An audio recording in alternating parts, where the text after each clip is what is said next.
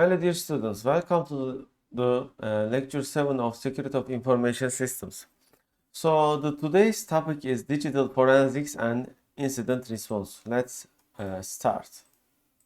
Digital forensics and incident response. Okay, so the outline is Incident response. Digital forensics. Finding evidence. and demos. Let's read it. Demos. Okay. Who does this?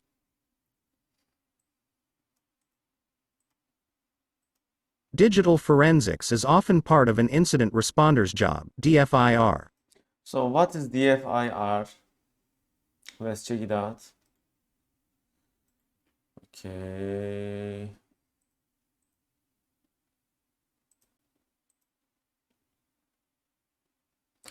As you can see, it is digital forensics and incident response, DFIR.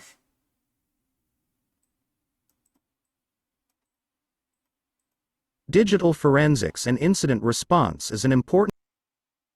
Okay, sorry about the pause, so I will read it again.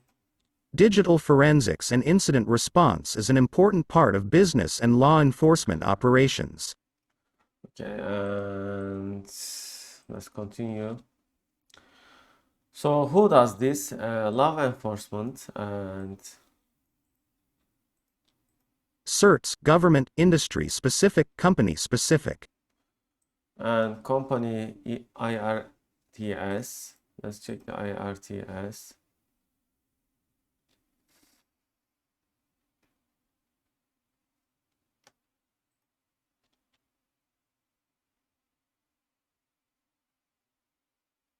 Okay. And system admins, consultants, and others. It may change according to the countries, of course.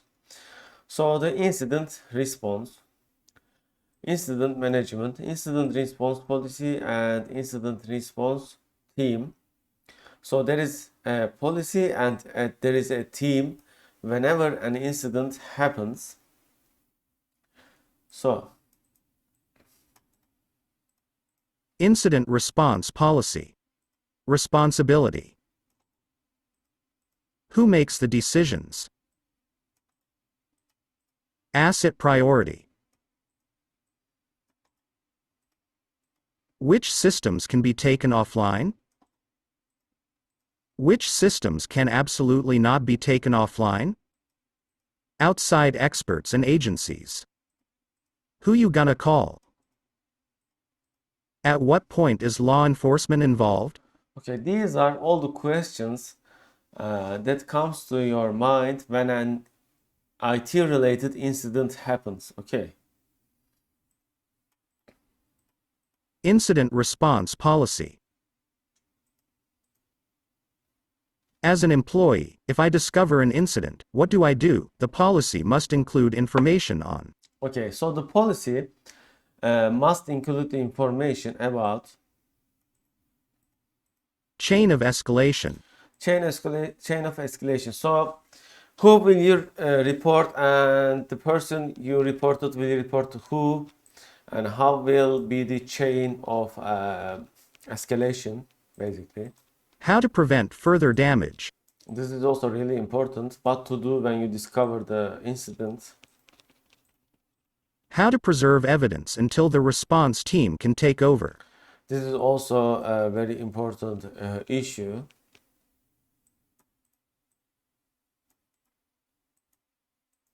Many names and definitions, the same principles apply to all of them. Okay, so these are the names and definitions of the response team. Let's open them to see.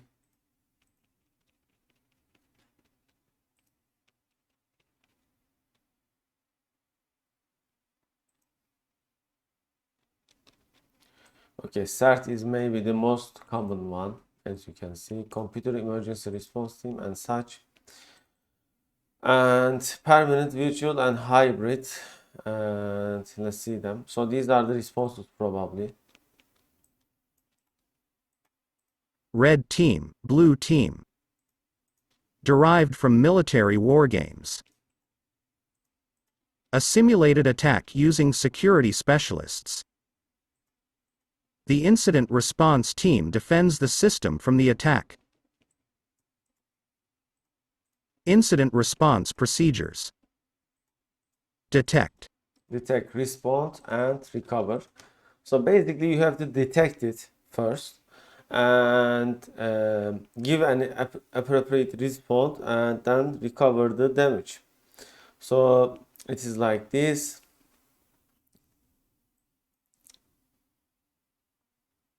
Okay, so I detect hygiene issues and operator activity that does not follow best practices, which are inventory, telemetry, detection, and triage. Then, when my red team emulates a real-world adversary, I detect their intrusion at multiple points along the kill chain. So threats, behaviors, hunt.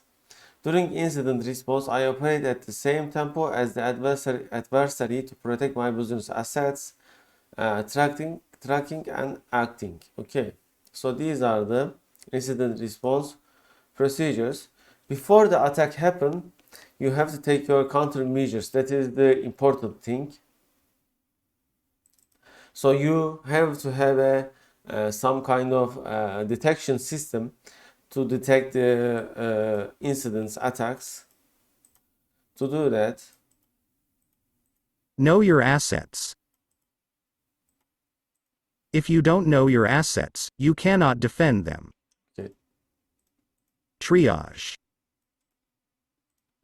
Weed out false positives. this is important. There can be always false positives. Categorize events. Type of incident, source, growth, and damage potential. So you have to categorize the events and take actions as related to the category of the event. Collect data, mitigate damage, and isolate the systems. This is respond, and this is the detection part, and continue to respond. Analyze and track adversary. So adversary is the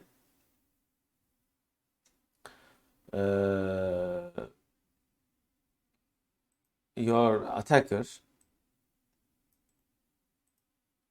What is the root cause of the incident? Who, how, when, why? And is law enforcement is necessary at that point when you are getting attacked, and after you respond to attack, it is time to recover, fix the problem. Let's say you have an exploit in your system which lets attackers to modify your database without permission.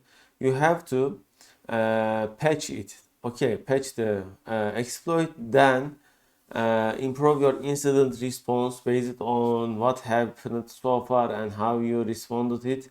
And disclosure is the close of the incident, or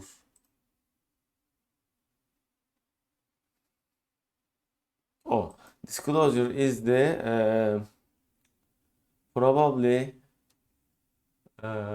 explanation or publication of the incident or something. I don't know what it means in this context. So let's continue with digital forensics. So this was all related to incident response. Maybe we can find another source to get better idea.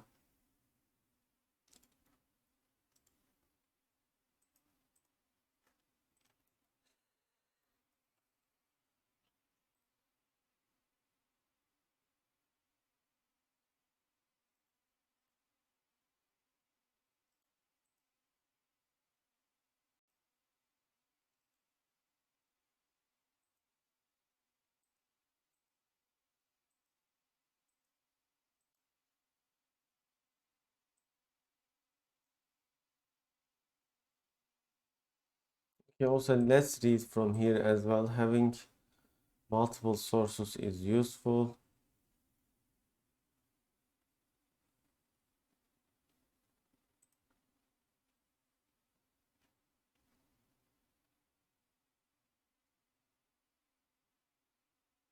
Okay, I think this is a better one as a source. So Chief Customer Architect has written this article.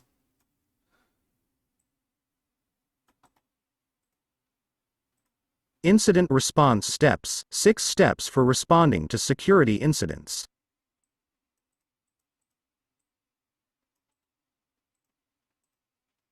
When a security incident occurs, every second matters. Malware infections rapidly spread, ransomware can cause catastrophic damage, and compromised accounts can be used for privilege escalation, leading attackers to more sensitive assets. Whatever the size of your organization, you should have a trained incident response team tasked with taking immediate action when incidents happen. Read on to learn a 6-step process that can help your incident responders take action faster and more effectively when the alarm goes off. Okay, so in this article we are going to learn about this. Let's see each of them. What is incident response? Incident response (IR) is a structured methodology for handling security incidents, breaches, and cyber threats. A well-defined incident response plan (IRP) allows you to effectively identify, minimize the damage, and reduce the cost of a cyber attack, while finding and fixing the cause to prevent future attacks. So it is a structured methodology. This is important.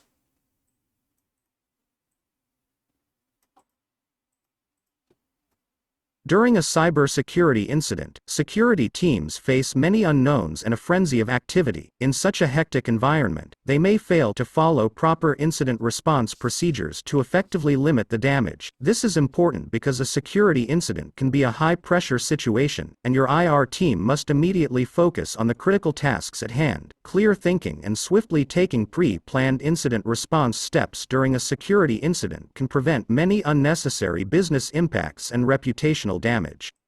Okay, this is the important part. Let's read that part again.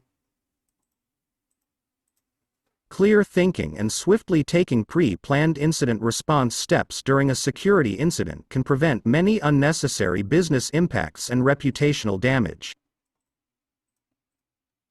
You can help your team perform a complete, rapid and effective response to a cybersecurity incident by having a comprehensive incident response plan in place. In addition, completing an incident response plan checklist and developing and deploying an IR policy can help before you have fully developed your IR plan.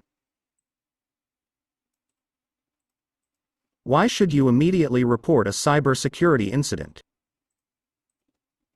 When a cybersecurity incident is confirmed by security analysts, it is important to inform relevant parties as soon as possible. Privacy laws such as GDPR and California's CCPA require public notification, and in some cases personal notification to data subjects, in the event of a data breach. Depending on the severity of the breach, legal, press and executive management should be involved. In many cases, other departments such as customer service, finance or IT need to take immediate action. Your incident response plan should clearly state, depending on the type and severity of the breach, who should be informed. The plan should include full contact details and how to communicate with each relevant party, to save time in the aftermath of an attack.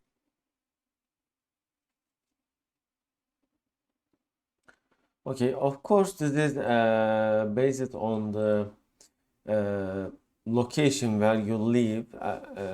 However, in many of the countries, there are cybersecurity, let's say, cybersecurity related enforcements.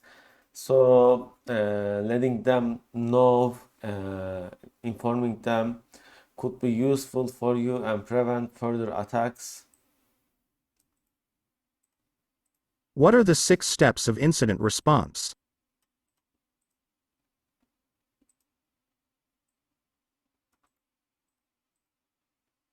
The first priority when implementing incident response cybersecurity is to prepare in advance by putting a concrete IR plan in place. Your incident response methodology should be battle tested before a significant attack or data breach occurs. It should address the following response phases as defined by NIST Computer Security Incident Handling Guide, SP 800-61.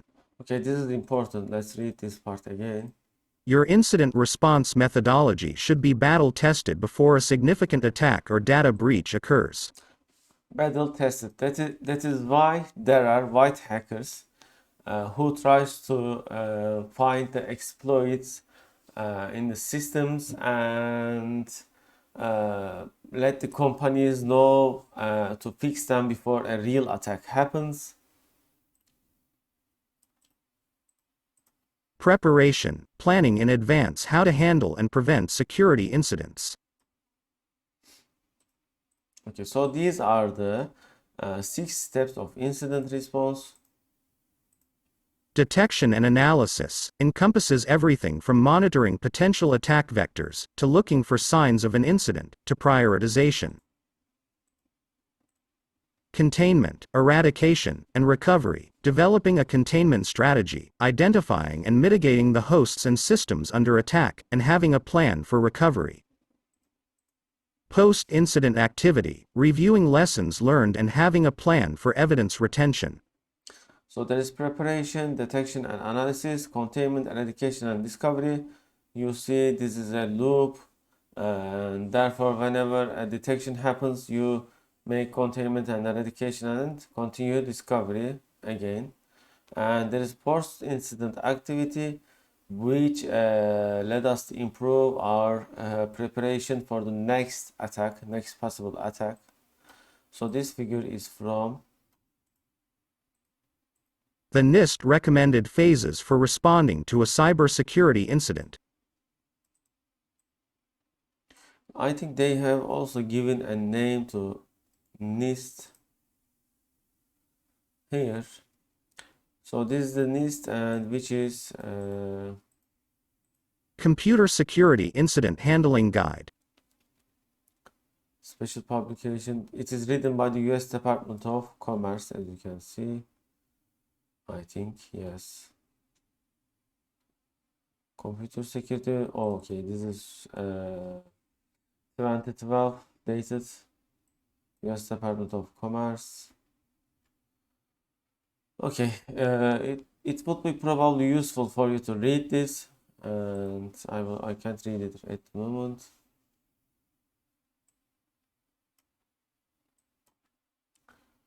Okay. Building on the outlined NIST phases, here are specific incident response steps to take once a critical security event has been detected. So these are the steps that we have to take when the incident is detected. Assemble your team. This is the number 1, step 1.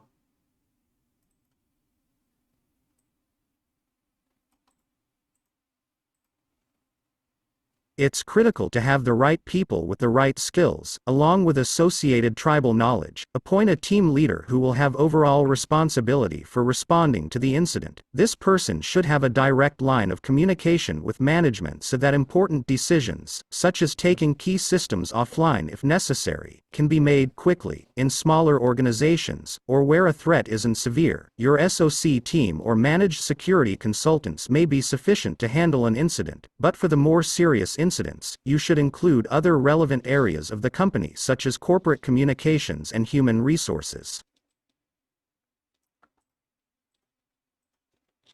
If you have built a Security Incident Response Team (CSIRT), now is the time to activate your team, bringing in the entire range of pre-designated technical and non-technical specialists. If a breach could result in litigation, or requires public notification and remediation, you should notify your legal department immediately.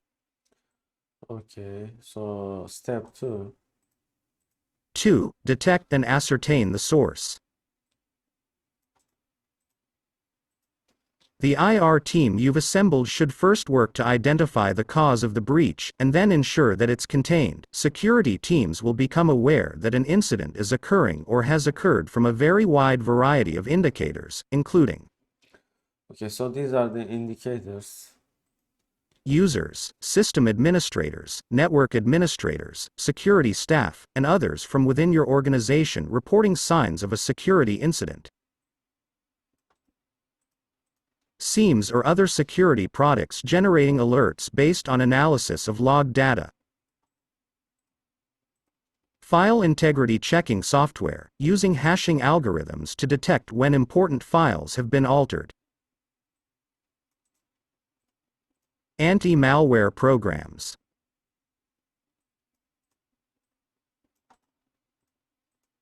Logs, including audit-related data, which should be systematically reviewed to look at anomalous and suspicious activity with users' external storage, real-time memory, network devices, operating systems, cloud services, applications. Okay. So that's step 3. 3. Contain and recover.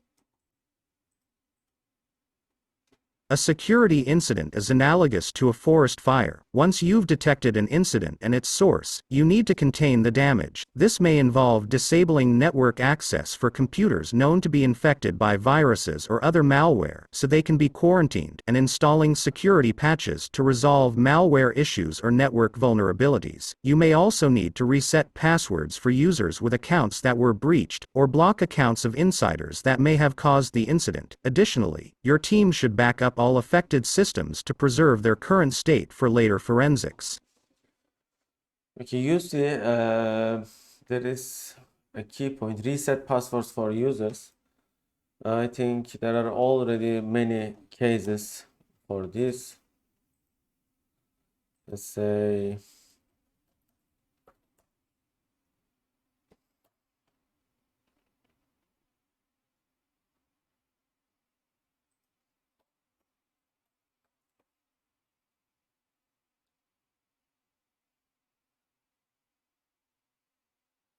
okay, I think there is a news here about eBay. It is written in 2014. eBay makes users change their passwords after hack. You can find many news related to hacking and password reset.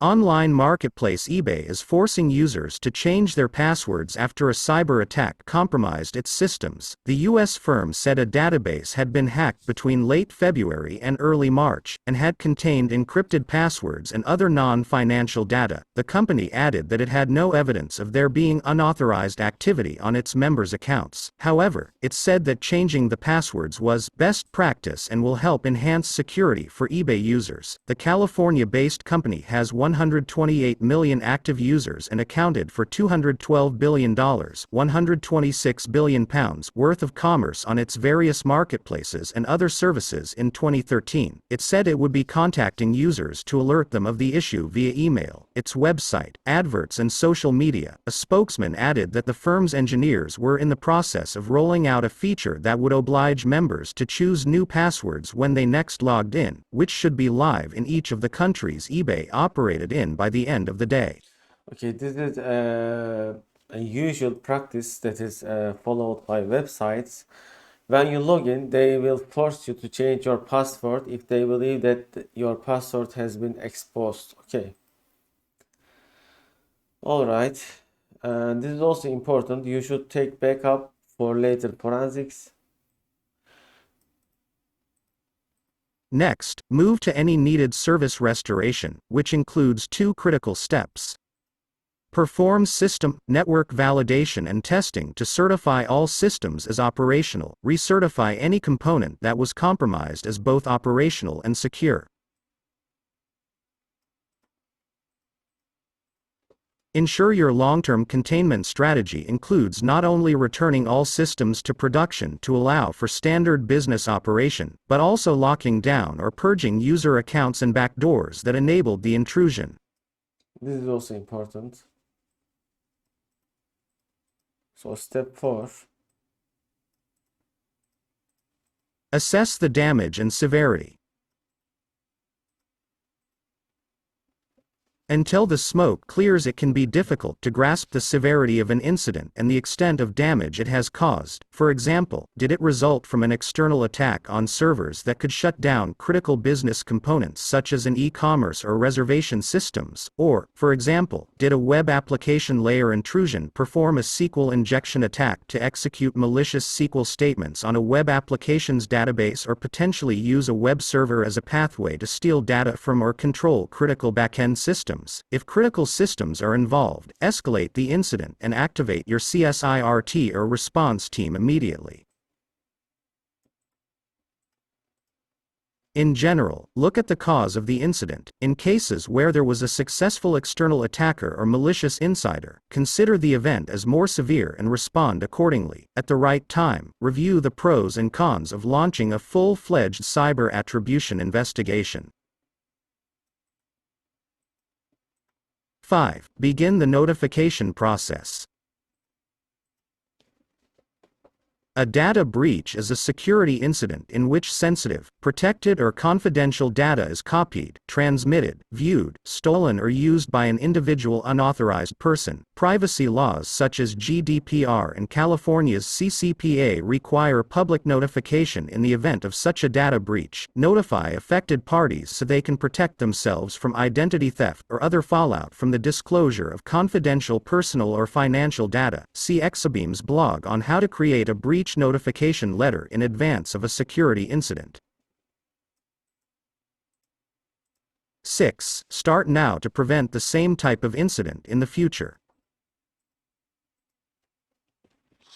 Once a security incident has been stabilized, examine lessons learned to prevent recurrences of similar incidents. This might include patching server vulnerabilities, training employees on how to avoid phishing scams, or rolling out technologies to better monitor insider threats. Fixing security flaws or vulnerabilities found during your post-incident activities is a given. Also, review lessons learned from the incident and implement appropriate changes to your security policies with training for staff and employees. For example, if the attack resulted from an unwitting employee opening an Excel file as an email attachment, implement a company-wide policy and training on how to recognize and respond to a phishing email.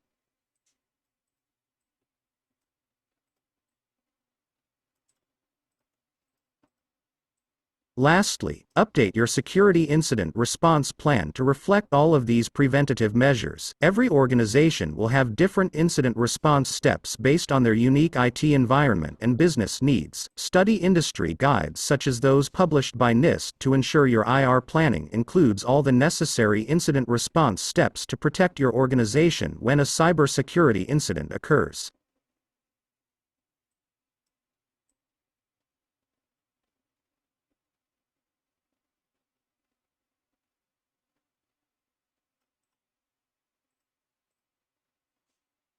Conclusion: an incident response methodology enables organizations to define response countermeasures in advance. There is a wide range of approaches to IR. The majority of security professionals agree with the 6 incident response steps recommended by NIST, including preparation, detection and analysis, containment, eradication, recovery, and post-incident audits. When it comes to preparation, many organizations leverage a combination of assessment checklists, detailed incident response plans, summarized and actionable incident response playbooks, as well as policies that can automate some of the processes. While well planned, an incident response methodology should remain flexible, allowing for continuous improvement.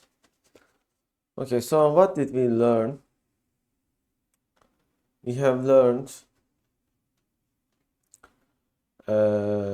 what is incident response, why should you immediately report a cybersecurity incident, what are the 6 steps of incident response: preparation, detection and analysis, containment, eradication and recovery, post-incident activity, what are the steps that we are going to take: assembling our team when we detect an incident, detect and ascertain the source of the incident, contain and recover from the incident, assess the damage and severity, begin the notification process, and after that, start now to prevent same type of incident in the future. So these are the steps, and if you want to learn more, I think there are some resources here. Okay, so we have seen the incident management, incident response, and now time for digital forensics.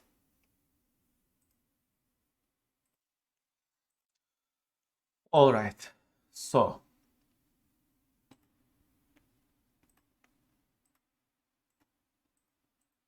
Digital forensics in court. The Dennis Lynn Rader, BTK, killer. Metadata in Word file led to arrest after 30 years. okay, let's get some information related to this case here.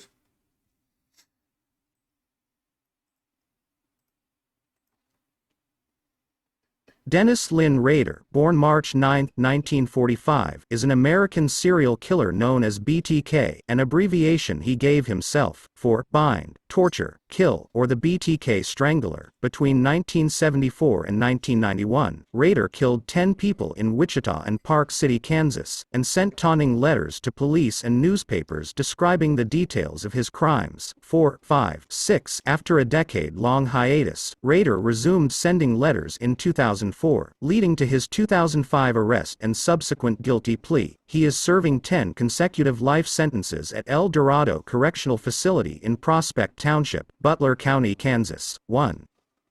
Okay, so maybe we can find information.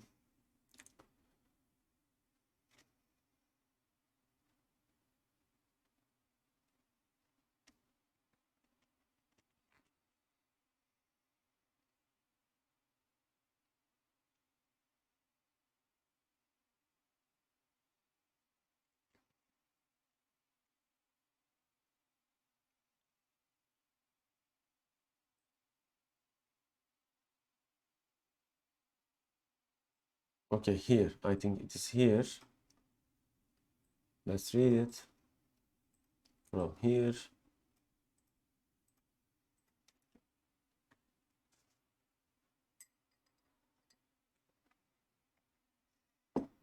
In January 2005, Rader attempted to leave a cereal box in the bed of a pickup truck at a Home Depot in Wichita, but the box was discarded by the truck's owner. It was later retrieved from the trash after Rader asked what had become of it in a later message. Surveillance tape of the parking lot from that date revealed a distant figure driving a black Jeep Cherokee leaving the box in the pickup. In February 2005, more postcards were sent to Cake, and another cereal box left at a rural location was found to contain another bound doll, apparently meant to symbolize the murder of 11-year-old Josephine Otero. Citation needed. In his letters to police, Rader asked if his writings, if put on a floppy disk, could be traced or not. The police answered his question in a newspaper ad posted in the Wichita Eagle saying it would be safe to use the disk. On February 16, 2005, Rader sent a purple 1.44 megabyte Memorex floppy disk to Fox TV affiliate KSAS-TV in Wichita. 45-46. Also enclosed were a letter, a gold-colored necklace with a large medallion, and a photocopy of the cover of Rules of Prey, a 1989 novel about a serial killer. 46. Police found metadata embedded in a deleted Microsoft Word document that was, unknown to Rader, still stored on the floppy disk. 47. The metadata contained the words Christ Lutheran Church, and the document was marked as last modified by Dennis. 48. An internet search determined that Dennis Rader was president of the church council. 45. When investigators drove by Rader's house, a black Jeep Cherokee, the type of vehicle seen in the Home Depot surveillance footage, was parked outside. 49. This was strong circumstantial evidence against Rader, but they needed more direct evidence to detain him. 50. Police obtained a warrant to test a pap smear taken from Rader's daughter at the Kansas State University Medical Clinic. DNA tests showed a familial match between the pap smear and the sample from Wagerly's fingernails. This indicated that the killer was closely related to Rader's daughter, and combined with the other evidence was enough for police to arrest Rader. 51.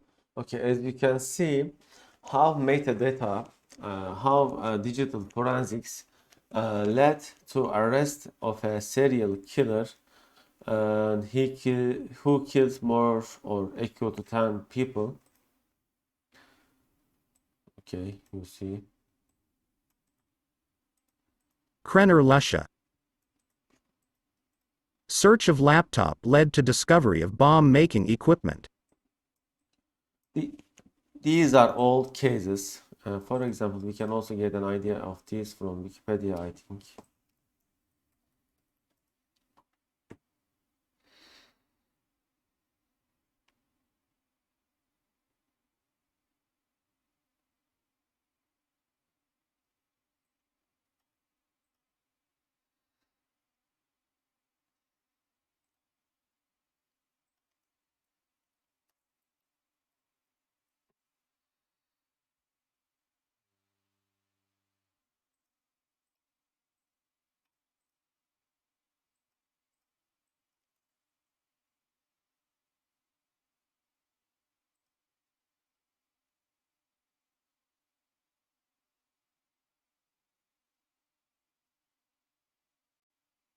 Okay, anyway.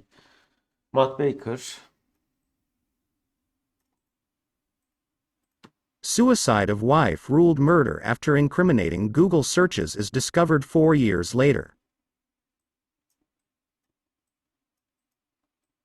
Wow, this is an interesting case.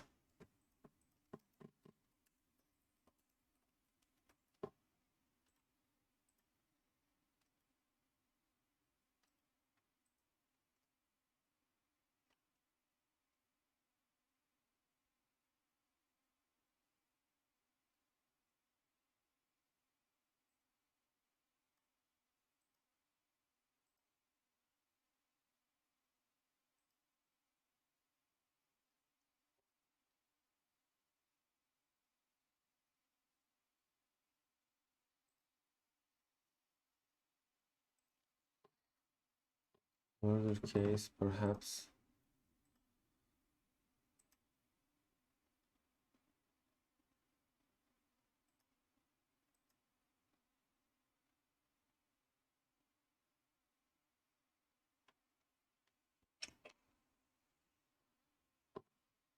Okay, let's see. Matt Baker has always claimed that his wife committed suicide, just as he told the 911 operator a little after midnight on April 8, 2006.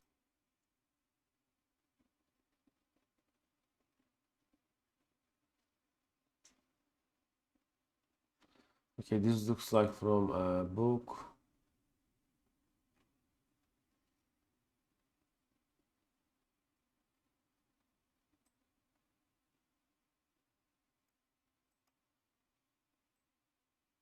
Let's read this.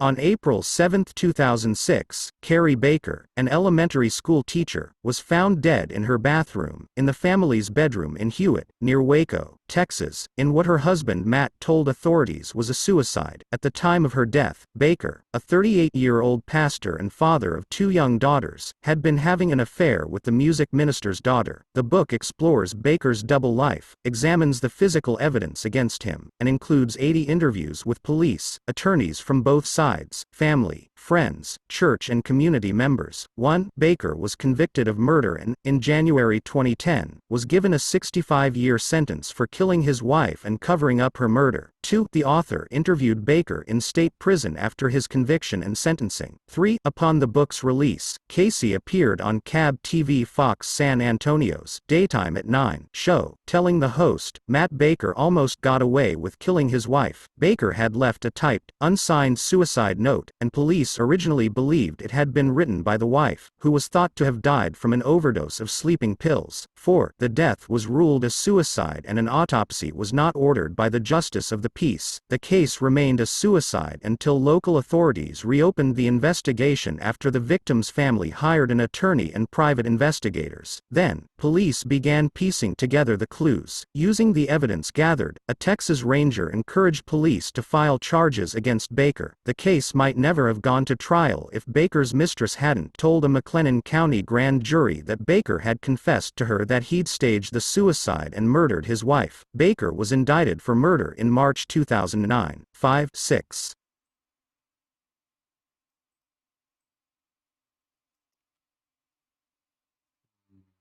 Okay, we couldn't find information related to this one.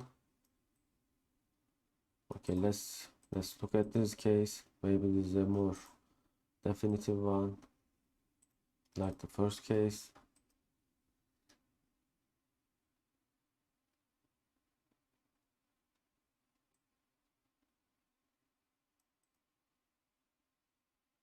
Oh, here.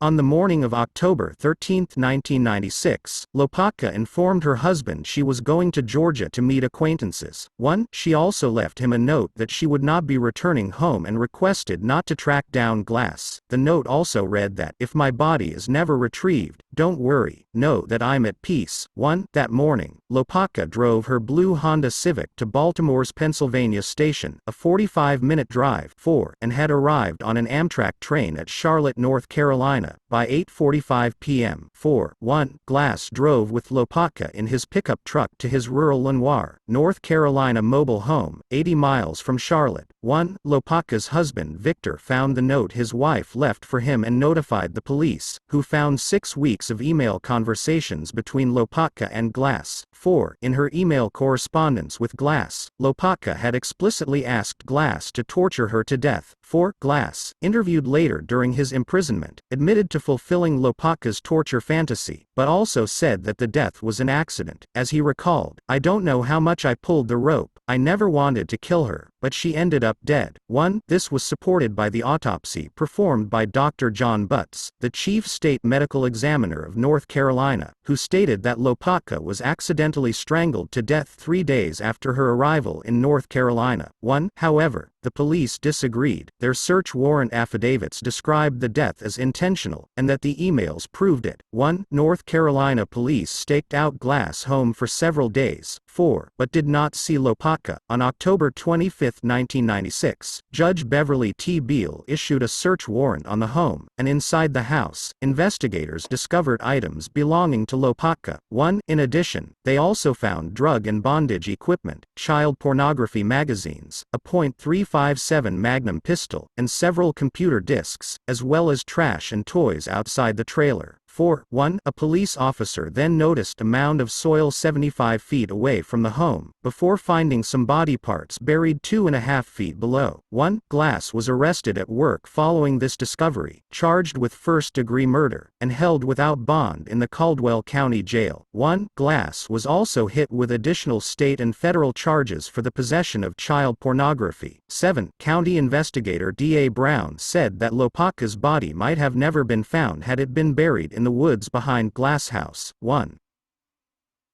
Okay, you see, the emails have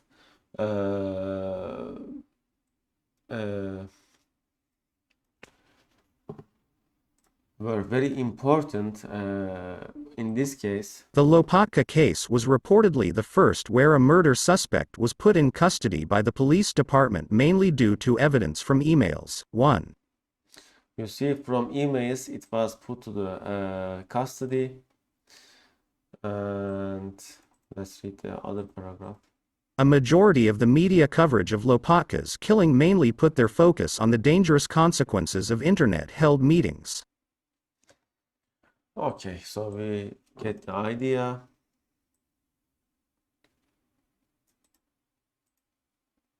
So all these terms are same, which are digital forensics, computer forensics, network forensics, electronic data discovery, cyber forensics, forensic computing.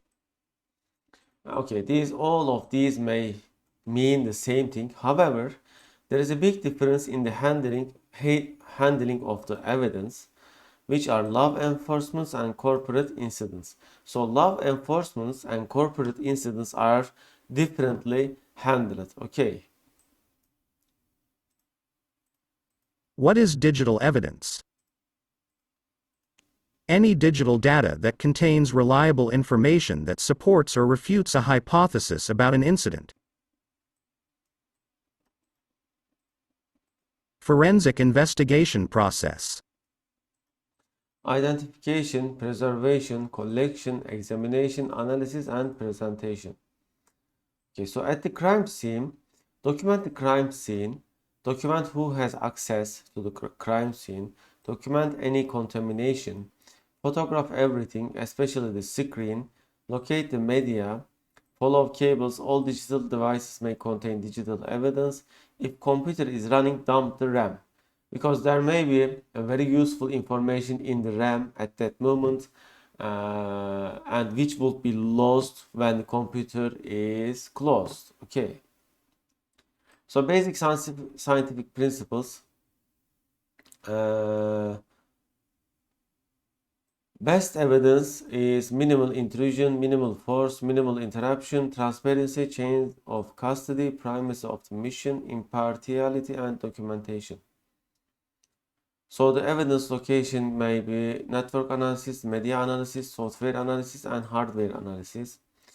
So dealing with the evidence, reoctite, return, or says, original, clone, image, targeted copy, extensive copy. Admissible evidence, how was it gathered, who was it treated, how was it treated, who handled it, how reliable is it, is the chain of custody complete. So, okay, let's continue. Evidence categories: conclusive evidence, that is fact; best evidence, this is it; secondary evidence, this how it looks; direct evidence, this is what I saw. Evidence categories: corroborative evidence,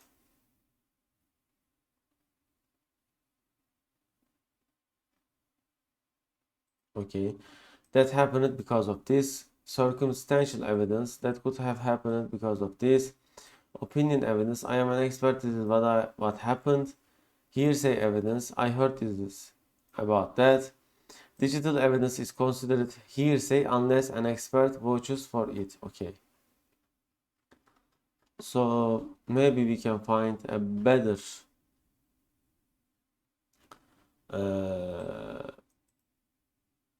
article about this.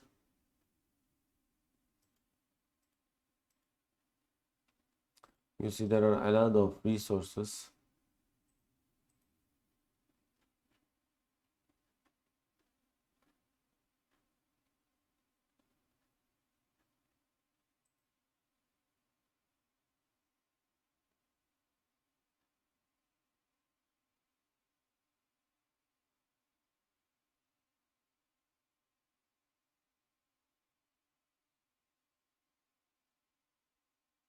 Okay, let's read from Wikipedia, which is very useful generally.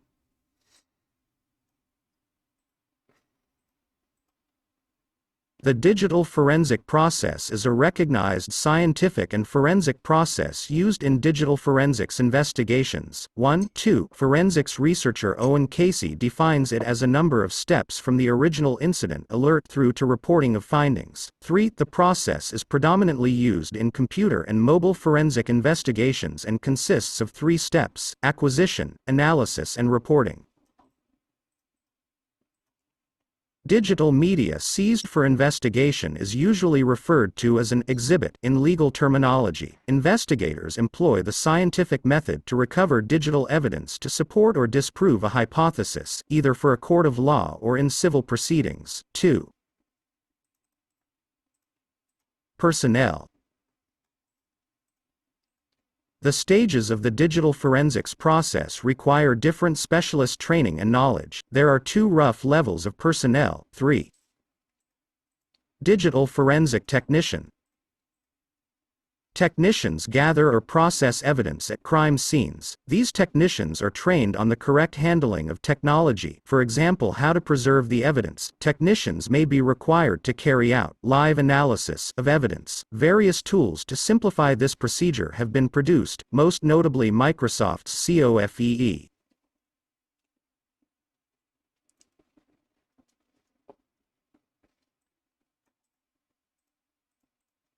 Digital evidence examiners. Examiners specialize in one area of digital evidence, either at a broad level, i.e. computer or network forensics, etc., or as a sub-specialist, i.e. image analysis. Process models.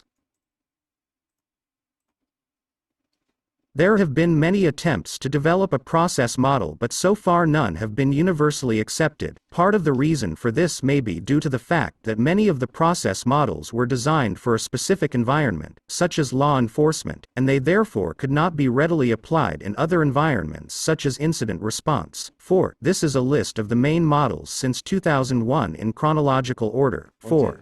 You may read these if you want. Let's continue. So the seizure is really important. Seizure. Prior to the actual examination, digital media will be seized. In criminal cases, this will often be performed by law enforcement personnel trained as technicians to ensure the preservation of evidence. In civil matters, it will usually be a company officer, often untrained. Various laws cover the seizure of material. In criminal matters, law related to search warrants is applicable. In civil proceedings, the assumption is that a company is able to investigate their own equipment without a warrant, so long as the privacy and human rights of employees are preserved. Acquisition.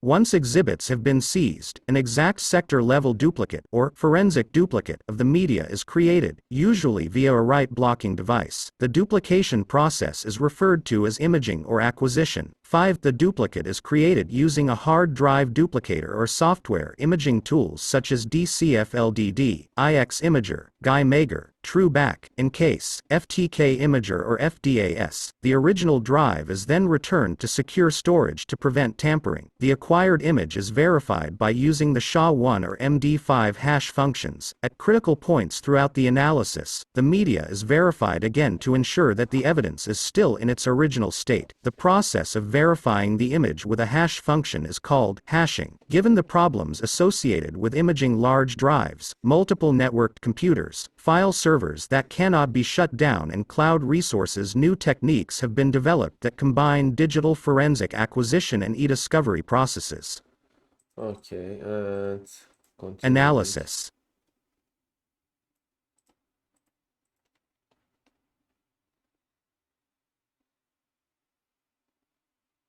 After acquisition, the contents of the HDD image files are analyzed to identify evidence that either supports or contradicts a hypothesis or for signs of tampering, to hide data. 6. In 2002, the International Journal of Digital Evidence referred to this stage as an in-depth systematic search of evidence related to the suspected crime. 7. By contrast, Brian Carrier, in 2006, describes a more intuitive procedure in which obvious evidence is first identified, after which exhaustive searches are conducted to start filling in the holes. 8. During the analysis, an investigator usually recovers evidence material using a number of different methodologies and tools, often beginning with recovery of deleted material. Examiners use specialist tools, Encase, ILOOKIX, FTK, etc., to aid with viewing and recovering data. The type of data recovered varies depending on the investigation, but examples include email, chat logs, images, internet history, or documents. The data can be recovered from accessible disk space, deleted, unallocated space, or from within operating system cache files. 3. Various types of techniques are used to recover evidence, usually involving some form of keyword searching within the acquired image file, either to identify matches to relevant phrases or to filter out known file types. Certain files, such as graphic images, have a specific set of bytes which identify the start and end of a file. If identified, a deleted file can be reconstructed. 3. Many forensic tools use hash signatures to identify notable files or to exclude known, benign files. Acquired data is hashed and compared to pre-compiled lists such as the Reference Data Set (RDS) from the National Software Reference Library. 5. On most media types, including standard magnetic hard disks, once data has been securely deleted, it can never be recovered. 9. 10.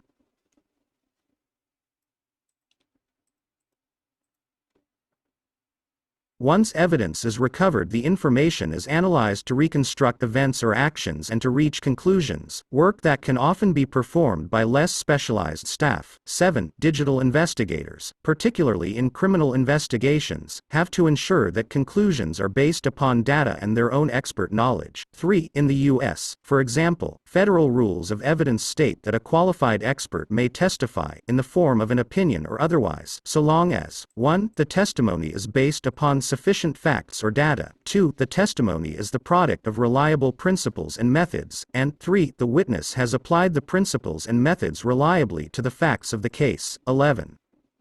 Reporting. When an investigation is completed, the information is often reported in a form suitable for non-technical individuals. Reports may also include audit information and other meta-documentation. 3. When completed, reports are usually passed to those commissioning the investigation, such as law enforcement, for criminal cases, or the employing company, in civil cases, who will then decide whether to use the evidence in court. Generally, for a criminal court, the report package will consist of a written expert conclusion of the evidence as well as the evidence itself, often presented on digital media. 3. Okay, when digital evidence is used in law, in the court, it has to be saved according to the law. So it is extremely easy to uh, compose fake digital evidence or generate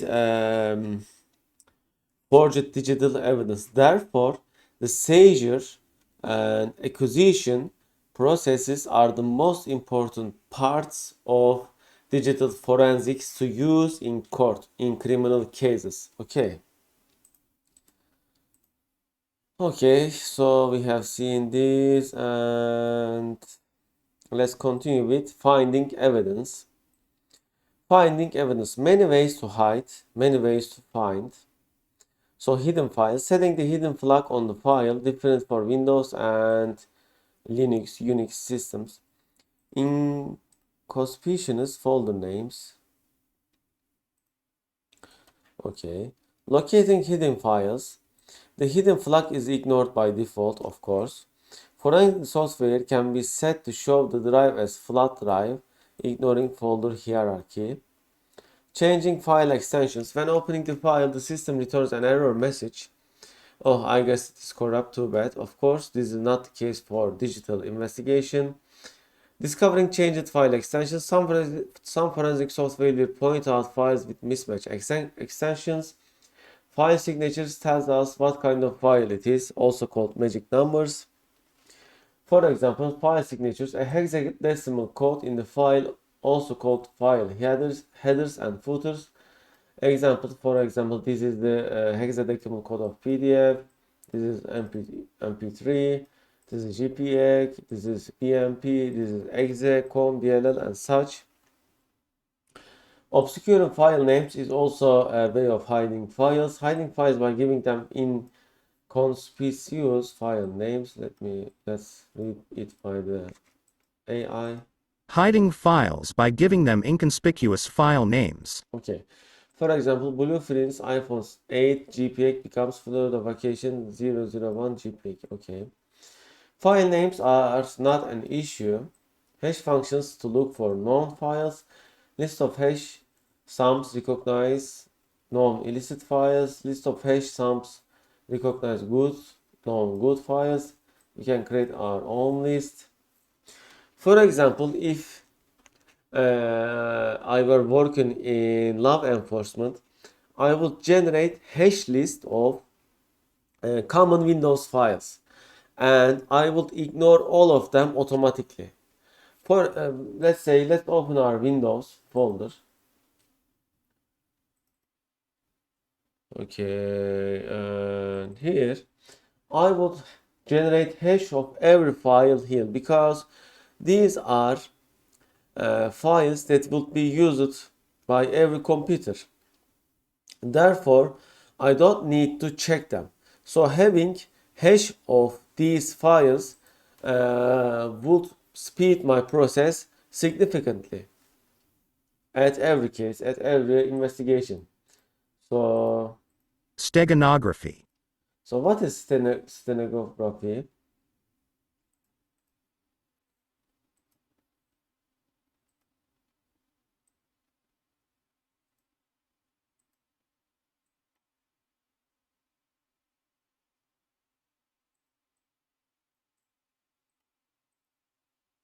Steganography, SDNRphi, listen, steganography is the practice of concealing a file, message, image, or video within another file, message, image, or video. The word steganography comes from Greek steganographia, which combines the word steganos meaning covered or concealed, and graphia, graph meaning writing. 1.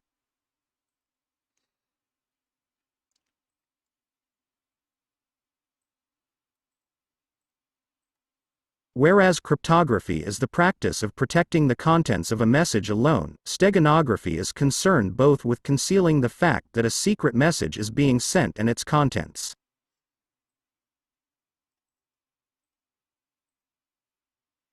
Steganography includes the concealment of information within computer files. In digital steganography, electronic communications may include steganographic coding inside of a transport layer, such as a document file, image file, program, or protocol. Media files are ideal for steganographic transmission because of their large size. For example, a sender might start with an innocuous image file and adjust the color of every 100th pixel to correspond to a letter in the alphabet. The change is so subtle that someone who is not specifically looking for it is unlikely to notice the change. Okay. Techniques. Digital messages. Okay, so in this image, this cat is extracted. How?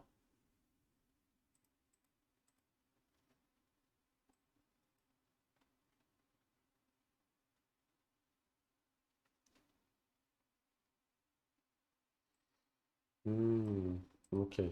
So actually, this image contains this cat image by this method. Image of a tree with a steganographically hidden image. The hidden image is revealed by removing all but the two least significant bits of each color component and a subsequent normalization. The hidden image is shown below. However, how can you know that it is the issue? Okay, so let's read the digital messages which we are interested in. Digital messages. Modern steganography entered the world in 1985 with the advent of personal computers being applied to classical steganography problems. 7. Development following that was very slow, but has since taken off, going by the large number of steganography software available. Concealing messages within the lowest bits of noisy images or sound files. A survey and evaluation of relevant literature, techniques on the topic of digital image steganography can be found here. 8. Concealing data within encrypted data or within random data. The message to conceal is encrypted, then used to overwrite part of a much larger block of encrypted data or a block of random data. An unbreakable cipher like the one-time pad generates ciphertexts that look perfectly random without the private key, chaffing and winnowing. So many ways. Let's read all of them.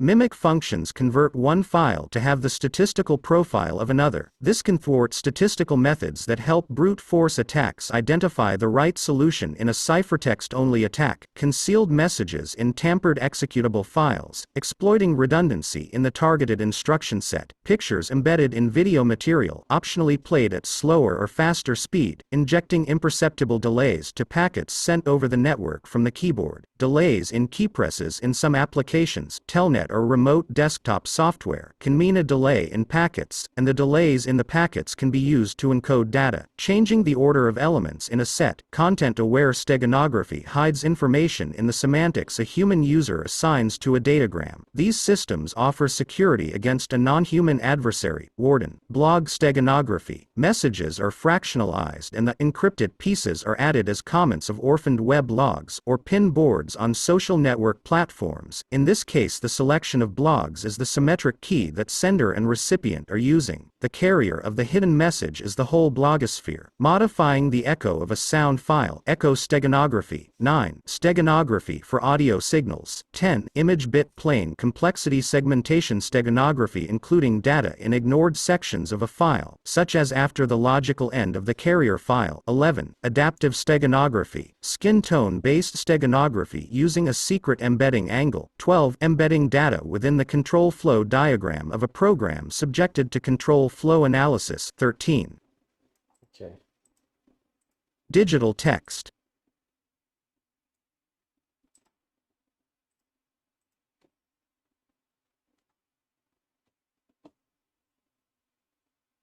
Making text the same color as the background in word processor documents, emails, and forum posts, using Unicode characters that look like the standard ASCII character set. The homograph spoofing attack. On most systems, there is no visual difference from ordinary text. Some systems may display the fonts differently, and the extra information would then be easily spotted. Of course, using hidden control characters and redundant use of markup, e.g., empty bold, underline or italics, to embed information within HTML, which is visible by examining the document source. HTML pages can contain code for extra blank spaces and tabs at the end of lines, and colors, fonts and sizes, which are not visible when displayed. Using non-printing Unicode characters zero-width joiner (ZWJ) and zero-width non-joiner (ZWNJ). 14, 15. These characters are used for joining and disjoining letters in Arabic and Persian, but can be used in Roman alphabets for hiding information because they have no meaning in Roman alphabets. Because they are zero width, they are not displayed. ZWJ and ZWNJ can represent 1 and 0. This may also be done with end space, figure space and white space characters. 16. Embedding a secret message in the pattern of deliberate errors and marked corrections in a word process. Sorry about the pausing. Okay, so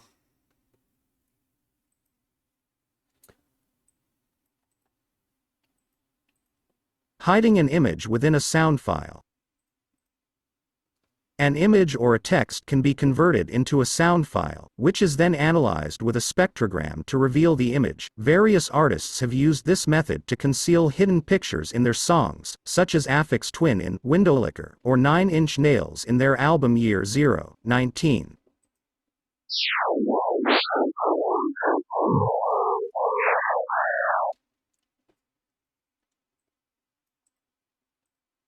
Social steganography.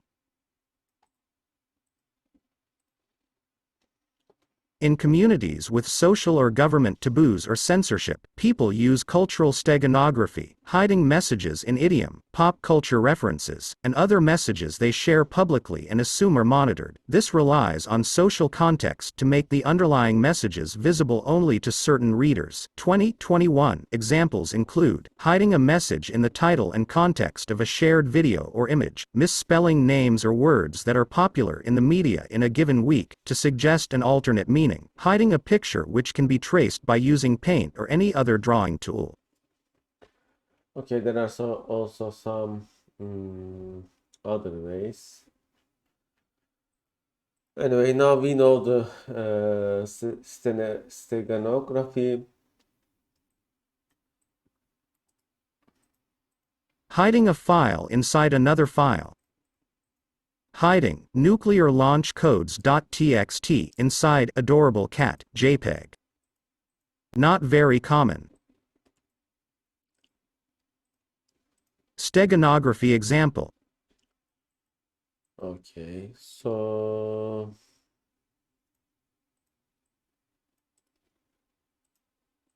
Zeus VM botnet malware used image files to hide configuration files. okay, this is the key point of steganography. Discovering steganography.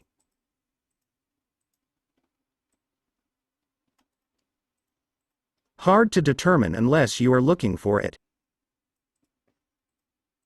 Steganography software on suspect's computer a strong indicator. File type signatures to the rescue.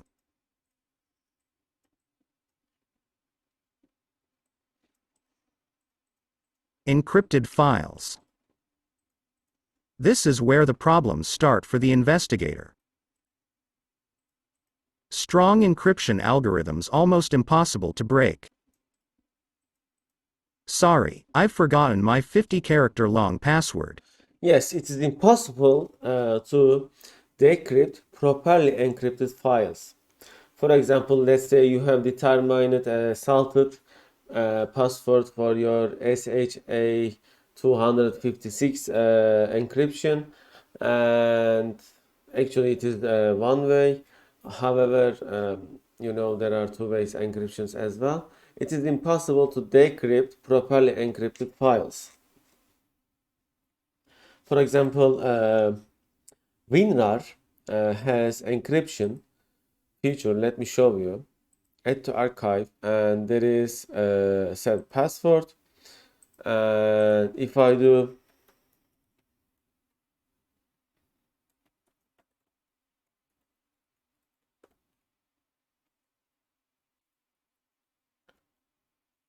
a password something like this and encrypt it and archive it, now nothing on the world can decrypt this. It is impossible.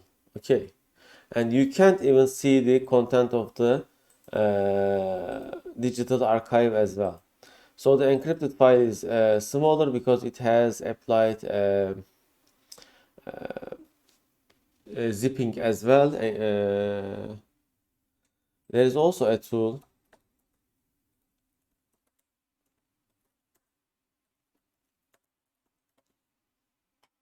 Kaspersky password check. Okay, so I will change this to English. Okay, so let's just check the password we have just generated. Okay, so it says your password check is hack resistant. Your password does not appear in any database of leaked passwords. Your password will be brute forced with an average home computer in approximately 10,000 plus centuries. Okay, so it is impossible, as you can see. This is the password. However, if I make it like home, let's see what is the channel. Okay, it says your password is easily crackable. Password is common or a word. This password appeared 8 times in a database of leaked passwords. This means that this password will be on the list of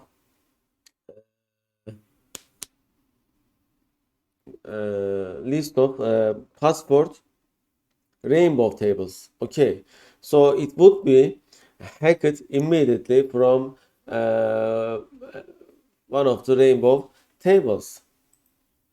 If I make it like this, okay, it becomes hack resistant, however still not good enough. It is 3 months in a average computer, but in a supercomputer it is pretty fast. If I make it like this, it becomes 2 months. If I make it like this, it becomes 3 centuries. You see, it is getting extremely hard. If I add a ladder like this, it becomes 900 centuries. I mean 119 centuries. And if you add some ladders like this, it becomes 10 plus centuries. It can be also increased security by adding some other characters, and like this, you see it becomes 6 centuries. Okay.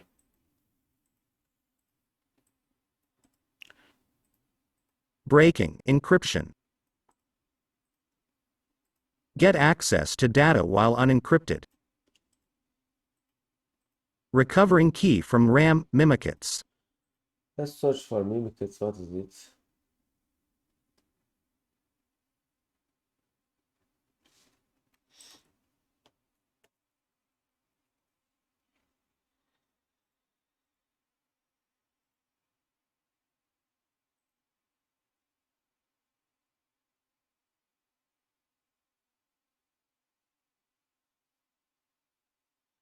Interesting. No English mimickets.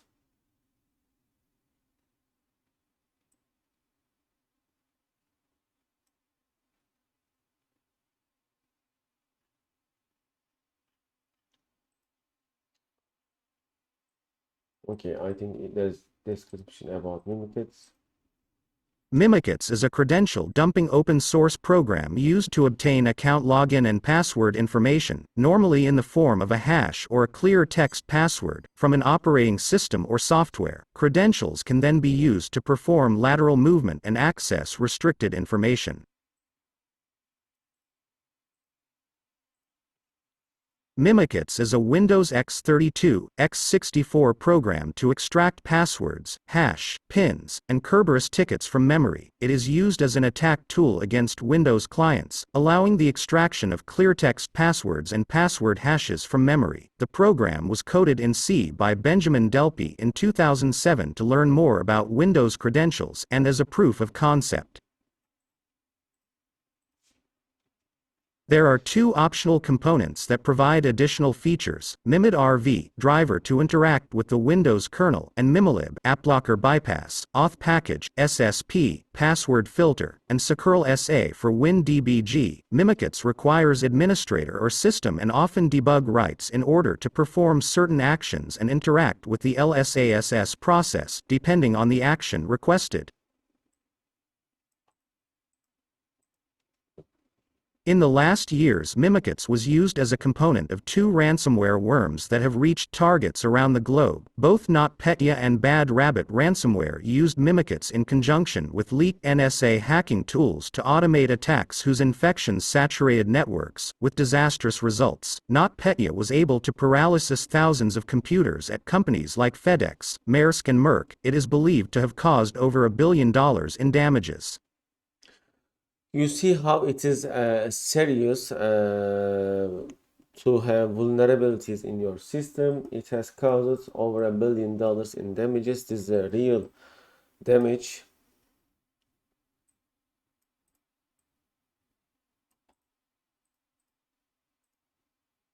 What is a pass the hash? Pass the hash (PTH) is a hacking technique for authenticating as a user using his hashed password instead of the cleartext password. The attacker obtains that username and user password hash values. Different techniques can be used and presents them to a remote server or service. The attack exploits an implementation weakness in the authentication protocol, where the password hash remains static from session to session and until the next password change.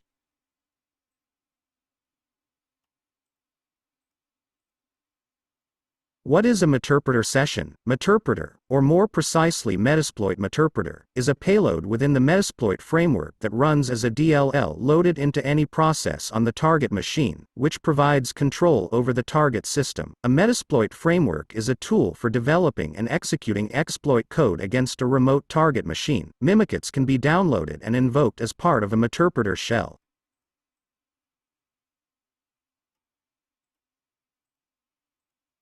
Is MIMIKATZ an easy tool to hack with? Not at all. An attacker need to get access to a physical computer which was not shut down correctly. Also, there have been several Windows updates that mitigate the vulnerability that Mimikits take advantage of.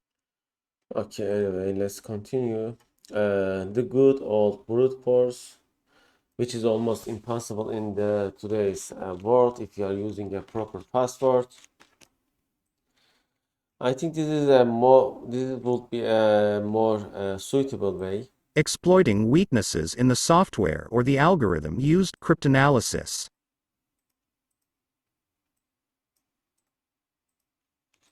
Some countries have laws that compel the suspect to give up keys.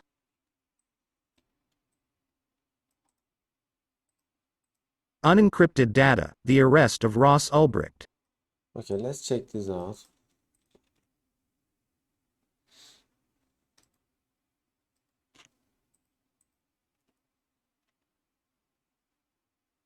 Oh, I had read this. This is about Silk Road, famous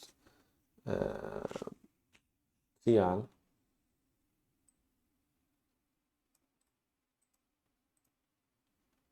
Silk Road used Tor and Bitcoin. Tor is a network which implements protocols that encrypt data and routes internet traffic through intermediary servers that anonymize IP addresses before reaching a final destination. By hosting his market as a Tor site, Ulbricht could conceal its IP address. 6 Bitcoin is a cryptocurrency. While all Bitcoin transactions are recorded in a public log called the blockchain, users who avoid linking their identities to their online wallets can conduct transactions with considerable anonymity. Okay. Let's get an idea about Silk Road.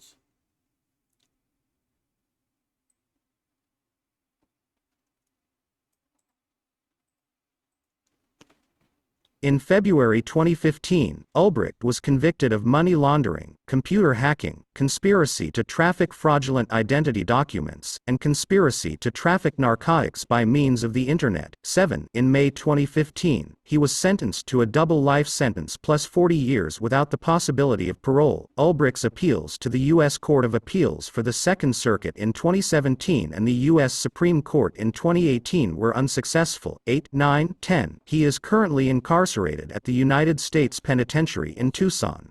So you see, he has got a life sentence from computer hackings. It can be this much little and serious. So it is best to avoid from hacking practices. Okay.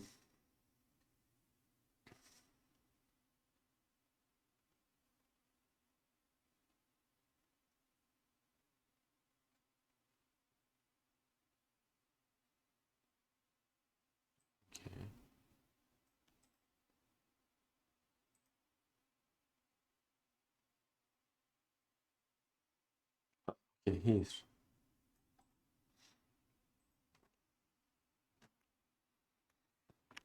Ulbricht was first connected to Dread Pirate Roberts by Gary Alford, an IRS investigator working with the DIA on the Silk Road case. In mid-2013, 24-25, the connection was made by linking the username Altoid, used during Silk Road's early days to announce the website, and a forum post in which Ulbricht, posting under the nickname Altoid, asked for programming help and gave his email address, which contained his full name. 24. In October 2013, Ulbricht was arrested by the FBI while at the Glen Park branch of the San Francisco Public Library, and accused of being the mastermind behind the site. 26, 27, 28. To prevent Ulbricht from encrypting or deleting files on the laptop he was using to run the site as he was arrested, 2 agents pretended to be quarreling lovers. When they had sufficiently distracted him. 29. According to Joshua Behrman of Wired, a 3rd agent grabbed the laptop while Ulbricht was distracted by the apparent lovers' fight and handed it to Agent Thomas Kiernan. 30. Kiernan then inserted a flash drive in one of the laptop's USB ports, with software that copied key files.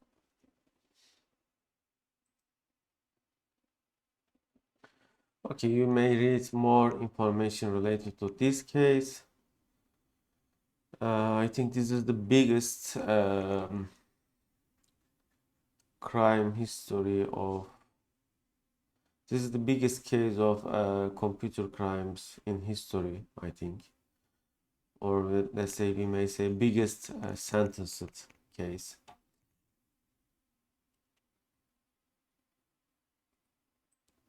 Okay, so let's see the convictions. Money laundering, computer hacking conspiracy to traffic narcotics, February 6, 2015.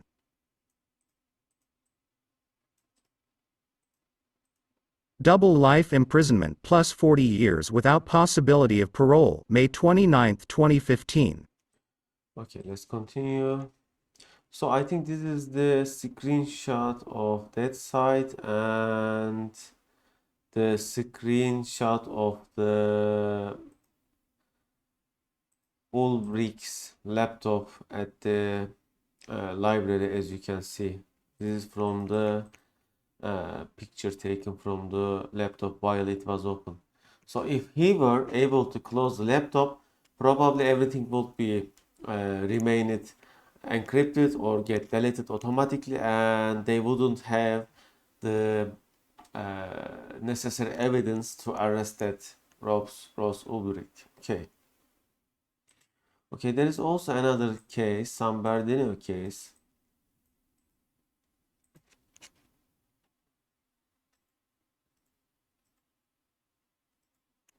Okay, here.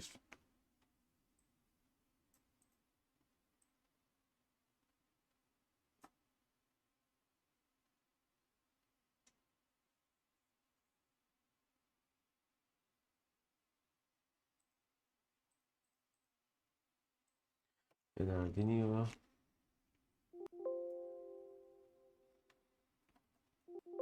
Okay, here.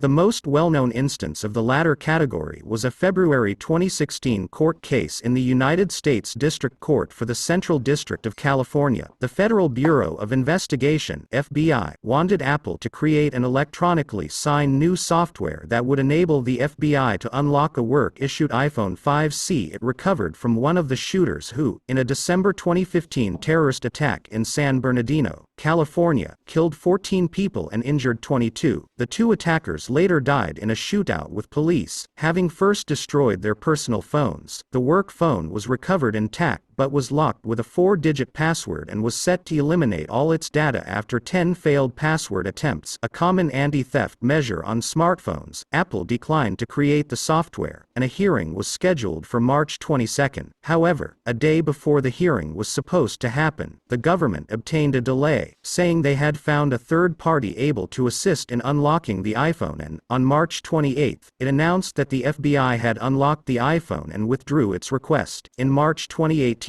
the Los Angeles Times later reported, the FBI eventually found that Farouk's phone had information only about work and revealed nothing about the plot. 4. I think they have used a method that copies the entire phone and emulates it, and each time when an incorrect password entered, they were using that copy again and again.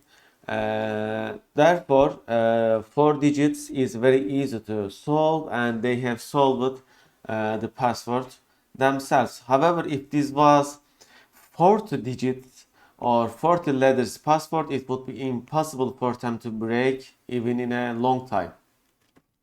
They were able to solve it because it was only 4 digits. Okay, I think there is technical details. Okay. How they solved it, maybe it is written somewhere, because I have read it somewhere else.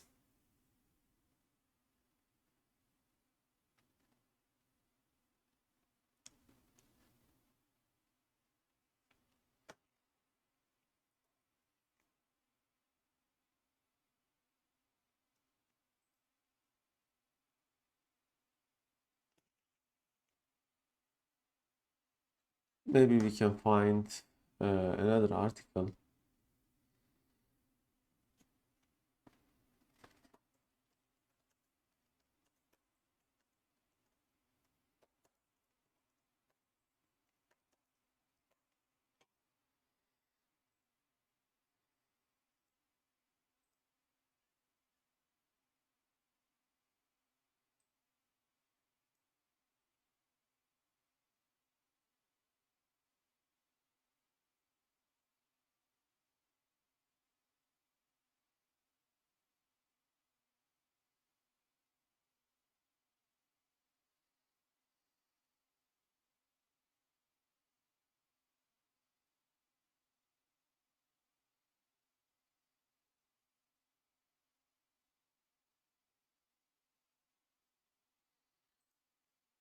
Okay, got this one as well.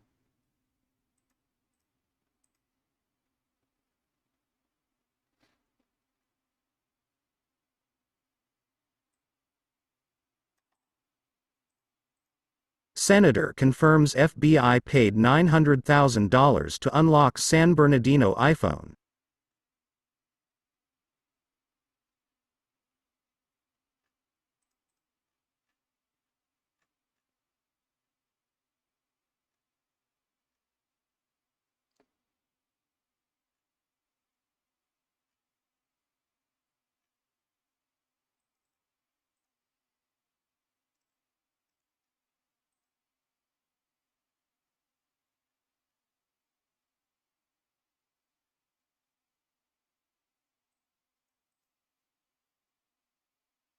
Okay, it was here, I think.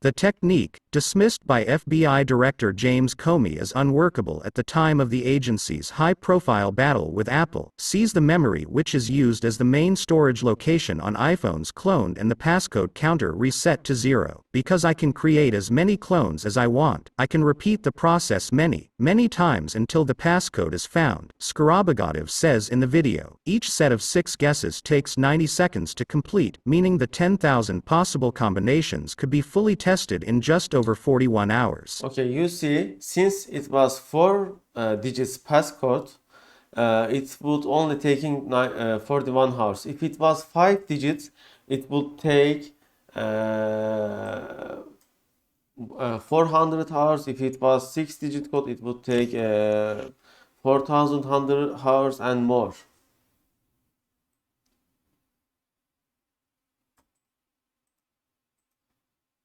The process does not require any expensive and sophisticated equipment. All needed parts are low cost and were obtained from local electronics distributors, Skarabagotov said in the paper, entitled The Bumpy Road Towards iPhone 5C NAND Mirroring, suggesting altogether the components could be bought online for as little as $100.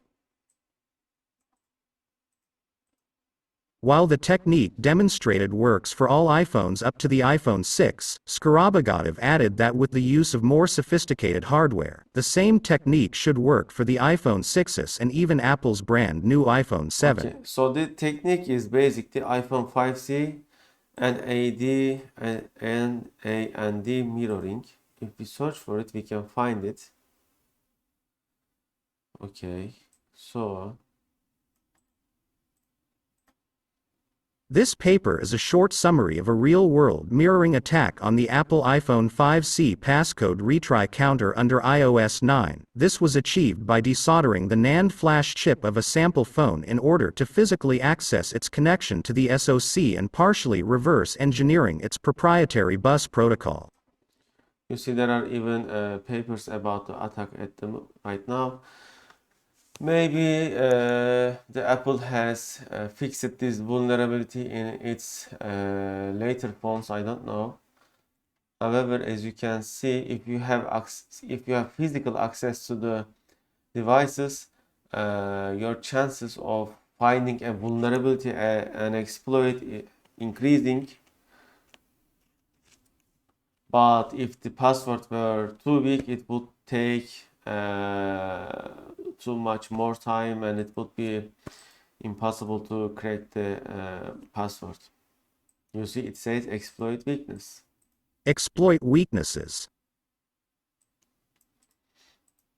Deleting files. Deleting the files from the computer before law enforcement claims it. You can't prove anything, there is nothing there. How does the system delete files? Deleting a file does not actually remove it. In Windows, the file is renamed. It is renamed as this, as you can see. This tells the system that the space is available to be overwritten in the future. Reclaiming deleted files. Data carving, ignore file system, extract file directly from the media. Renaming the file. Reclaiming overwritten files. By the way, this deleting is more about by just clicking the delete file, it would add them to the recycle bin. However, if you do shift delete or delete from recycle bin, it can be still reclaimed. Let's read again. Reclaiming overwritten files. Pieces of data can be recovered from slack space. File slack, RAM slack, drive slack. Forensics software can often recover files or parts of files from slack space. People encrypt their drives nowadays. If you encrypt your drive, of course, it would become impossible. And there is also another way of properly deleting file, which is secure erase. Okay, if you do a secure erase, that means that file can never be recovered again.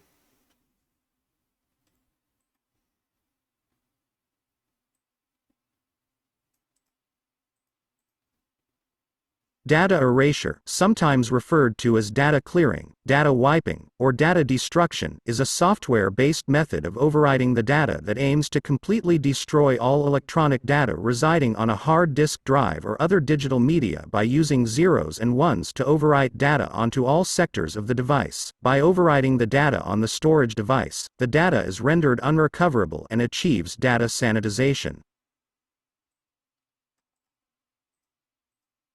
Ideally, software designed for data erasure should allow for selection of a specific standard, based on unique needs, and verify the overriding method has been successful and removed data across the entire device. Permanent data erasure goes beyond basic file deletion commands, which only remove direct pointers to the data disk sectors and make the data recovery possible with common software tools. Unlike degaussing and physical destruction, which render the storage media unusable, data erasure removes all information while leaving the disk operable. New flash memory-based media implementations, such as solid-state drives or USB flash drives, can cause data erasure techniques to fail, allowing remnant data to be recoverable. 1.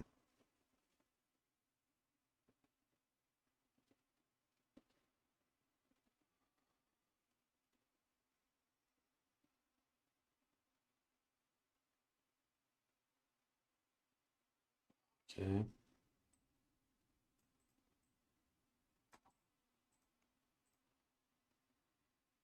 Software-based overwriting uses a software application to write a stream of zeros, ones, or meaningless pseudorandom data onto all sectors of a hard disk drive. There are key differentiators between data erasure and other overwriting methods, which can leave data intact and raise the risk of data breach, identity theft, or failure to achieve regulatory compliance. Many data eradication programs also provide multiple overwrites so that they support recognized government and industry standards, though a single pass overwrite is widely considered to be sufficient for modern hard disk drives. Good software should provide verification of data removal, which is necessary for meeting certain standards. To protect the data on lost or stolen media, some data erasure applications remotely destroy the data if the password is incorrectly entered. Data erasure tools can also target specific data on a disk for routine erasure, providing a hacking protection method that is less time-consuming than software encryption. Hardware, firmware encryption built into the drive itself or integrated controllers is a popular solution with no degradation in performance at all. Okay, let's continue. Metadata. What if we only have a file, and not the source media? Using metadata. Data about the file: when was the file last used, when was the file created, who opened it, where was it created. Can prove who had access to the file. Okay, there are also websites that does online meta analysis. I will just show you an example. So we can drop image files here, or we can upload documents to this website. I will upload our PDF file, and let's see what will it show us. Usually Microsoft Tools adds metadata to your files. So it says it was composed by Microsoft PowerPoint 2016. Title is Catch Me If You Can. You see the creator is still kept in the metadata which I am using. If you have checked it, I have put the original lecturer here. As you can see, it is shown here as well. So from this metadata, the author could be identified because it is kept. However, I could also remove it. Let me show you an example of to remove from properties. There is security, and from here there is this option, and when you say this option, it will let you to delete all the private information. And when I save it again like this, okay,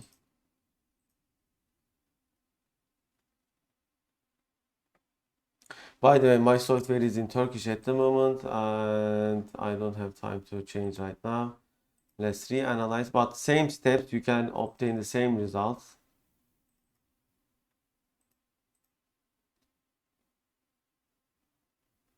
So all the metadata should have gone right now, the private metadata.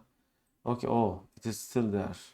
I have removed it, but interesting. Why? Let's check it out. Oh, I know why. I know why. Oh, okay. Okay, it is gone. And okay.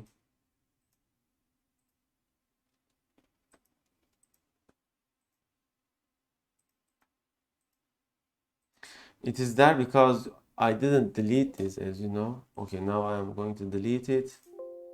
Now I'm going to resave it.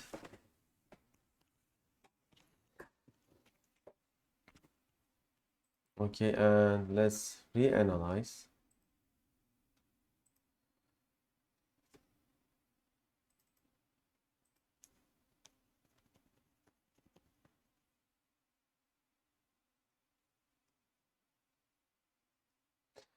Okay, it is still there. Apparently, we have failed to delete again.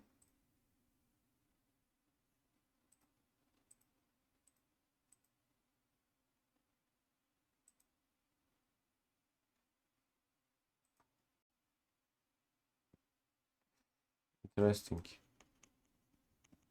Maybe it is using the caged file. I don't know.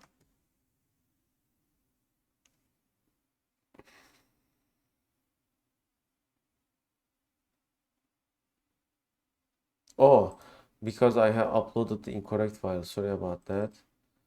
So this is the latest file. Okay, let's analyze it.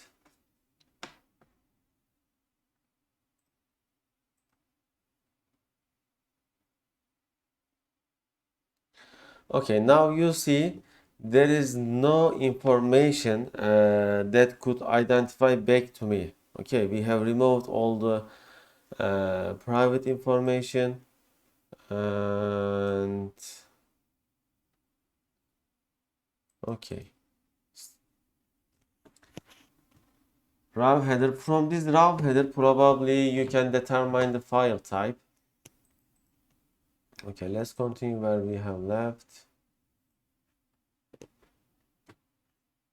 Metadata example, watch home. So this file is generated by watch home. Okay. Okay.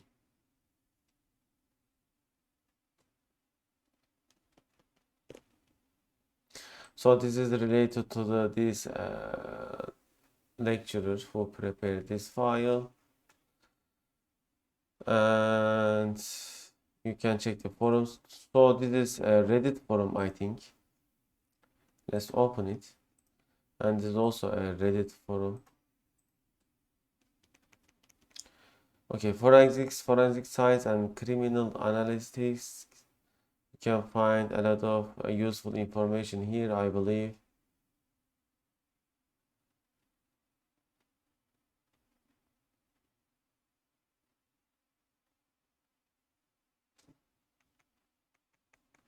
Anyway, and there is this one. Maybe we can find something better.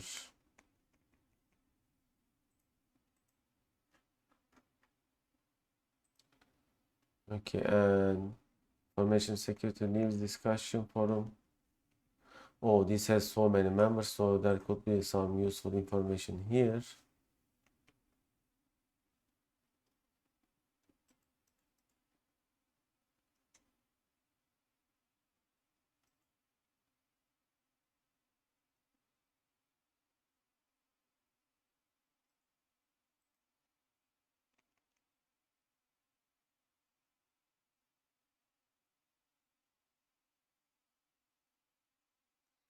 Okay, anyway, and let's check some more information related to metadata because it is important.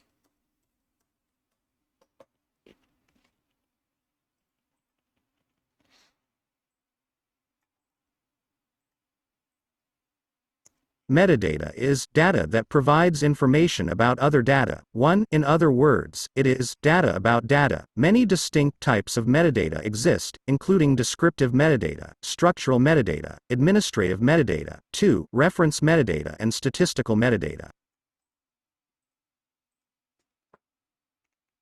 Descriptive metadata is descriptive information about a resource. It is used for discovery and identification. It includes elements such as title, abstract, author, and keywords. Structural metadata is metadata about containers of data and indicates how compound objects are put together. For example, how pages are ordered to form chapters. It describes the types, versions, relationships, and other characteristics of digital materials. 4. Administrative metadata is information to help manage a resource, like resource type, permissions, and when and how it was created. 5. Reference metadata is information about the contents and quality of statistical data. Statistical metadata, also called process data, may describe processes that collect, process, or produce statistical data. You can see more information related to metadata here. So we have come to the end of the lecture. I have posted your final project on our GitHub page and also on our LMS system. So let's open it. Here, the semester project details. So let's download it. Open it. Okay. In this project, you are not going to develop a software. This project is more likely to prepare an article. Okay, kind of academic article. Your article must have all of the areas in here. Okay, so as much as you define the areas here in your article, you will get more points. Okay, so I will decide based on your article quality to your score. It shouldn't be just copy and pasted article from internet because we will be also needed to explain it in a video, and please read this file at least 2 times, and please start working on it already to not be get late. So this is more likely let's say essay type article. Okay, if you have any questions, you can ask me from my email, from Discord channel and such. Hopefully see you next week. Please try to avoid from coronavirus. Okay, I'm not going to save this. Okay, it should be fine. let's upload the latest lecture to the GitHub.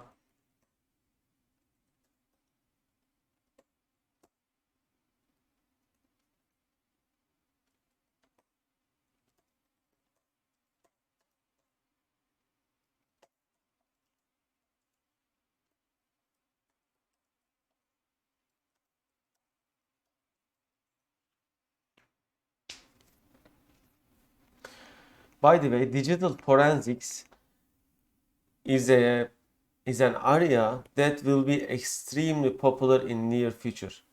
If you become an expert on digital forensics, you can find a job that will pay you very well. Believe me. Digital forensics is extremely important and becomes more and more important each day as our lives become more digital and crimes becomes being committed by digitally.